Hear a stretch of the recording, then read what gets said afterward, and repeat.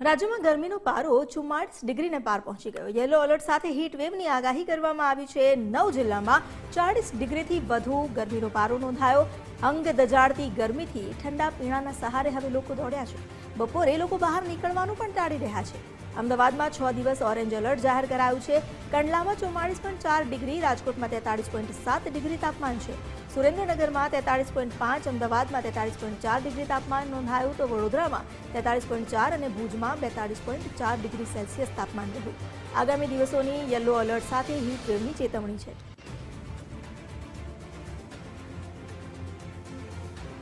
અમારી સાથે જોડાયા છે સંવાદદાતા સંજય જોશી, તેમની પાસેથી વધુ જાણકારી લઈએ। સંજય, અમદાવાદમાં જ્યાં ગરમીનો પારો હવે 43 ડિગ્રીને પણ વટાવી ગયો છે, હજુ પણ આગામી સમયમાં અમદાવાદમાં ઓરેન્જ એલર્ટ આપવામાં આવ્યું છે, શું વધુ અપડેટ? બિલકુલ થી ગુજરાત જે છે અગનભઠ્ઠીમાં શેકાઈ રહ્યું છે, ત્યારે અમદાવાદમાં પણ ગરમીનો પારો 43ને પાર પહોંચ્યો છે। ગુજરાત હાઈકોર્ટ રોડ છે, બિલકુલ જોઈ શકાય છે કે હાલ જે સુમસામ ભાસી રહ્યો છે। મહત્વનું છે કે આજે રવિવાર છે અને ગરમી પુષ્કળ હોવાથી લોકો જે છે ઘરથી બહાર નીકળવાનું ટાળ્યું છે અને રોડ છે સુમસામ ભાસી રહ્યું છે। અને જે લોકોએ બહાર નીકળવાની ફરજ પડી છે તેઓ જે છે ઠંડા પીણાનો સહારો લેતા નજરે પડ્યા છે। અહીં બિલકુલ જોઈ શકાય છે કે આ જે સુગર કેન એટલે કે શેરડીનો રસ જે છે તે અહીં પીવા માટે લોકો એકઠા થયા છે અને સૌ કોઈ જે છે ઠંડક લેવા માટે, ગરમીથી રાહત મેળવવા માટે, ક્યાંક ને ક્યાંક એનર્જી મેળવવા માટે પ્રયાસ કરી રહ્યા છે। મારી સાથે લોકો છે, આપ રસ પીવા આવ્યા છો, શું કહેશો?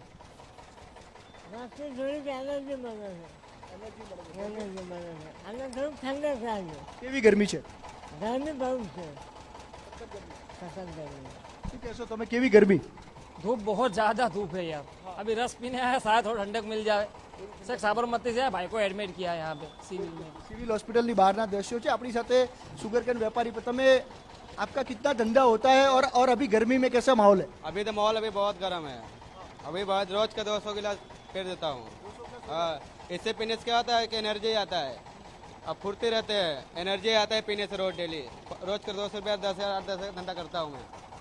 રોજના 200થી વધુ ગ્લાસ તેઓ વેચે છે તેવું કહે છે, કારણ કે મહત્વનું છે કે એક તરફ શેરડીનો જે રસ છે, એક તરફ એનર્જી આપે છે, બીજી તરફ ઠંડક આપે છે અને પરિણામે આ ગરમીથી, કાળઝાળ ગરમીથી બચવા લોકો શેરડીના રસનો સહારો લેતા નજરે પડી રહ્યા છે। મહત્વનું છે કે હજુ પણ આગામી 5 દિવસ હીટ વેવની આગાહી કરવામાં આવી છે।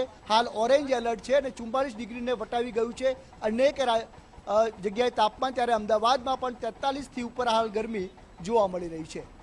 જી, આભાર આપનો જાણકારી આપવા માટે। તો ન માત્ર અમદાવાદની વાત કરીએ, કારણ કે રાજ્યભરમાં આ પ્રકારની સ્થિતિ છે। વડોદરામાં પણ લોકો ગરમીમાં શેકાઈ રહ્યા છે। વડોદરાના લોકોની સ્થિતિનો ચિતાર આપવા માટે અમારી સાથે જોડાયા છે અલ્પેશ સુથાર।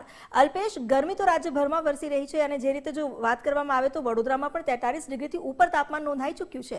લોકોના કેવા હાલ? બીજી વખત ગરમીનો પારો છે તે 43 ડિગ્રીને પાર પહોંચ્યો છે અને તેના જ કારણે લોકો છે તે ક્યાંક ને ક્યાંક હેરાન બન્યા છે, ઘરની બહાર નીકળવાનું પણ ટાળી રહ્યા છે।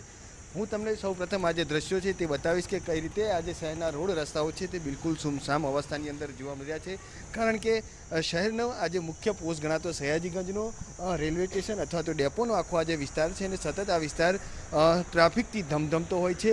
પરંતુ અત્યારે બપોરના સમયે એટલે કે જ્યારે પણ જે તાપમાન છે તે વધતું હોય છે ત્યારે આખે તમામ રોડ રસ્તાઓ છે તે સુમસામ બનતા હોય છે, કારણ કે અંગ દજાડતી ગરમી છે તે પડી રહી છે અને તેના કારણે લોકો પણ ક્યાંક ને ક્યાંક ઘરની બહાર નીકળવાનું ટાળી રહ્યા છે। જે લોકો છે જે કામ અર્થે નીકળી રહ્યા છે તે પણ પોતાનું જે મોઢે છે તે દુપટ્ટો બાંધી અથવા તો જે માસ્ક છે તે પહેરી અથવા તો છત્રીના સહારે ક્યાંક ને ક્યાંક બહાર નીકળતા હોય તેવું અહીંયા દ્રશ્યો પરથી દેખાઈ રહ્યું છે। હાલ જે રીતે વાત કરીએ તો આખો આ જે વિસ્તાર છે તે ક્યાંક ને ક્યાંક સુમસામ અવસ્થાની અંદર જોવા મળી રહ્યો છે અને એકલ દોકલ લોકો એટલે કે જે લોકો કામ અર્થે બહાર નીકળતા હોય છે તે પણ ક્યાંક ને ક્યાંક ઠંડા પીણાનો સહારો સતત લેતા હોય છે।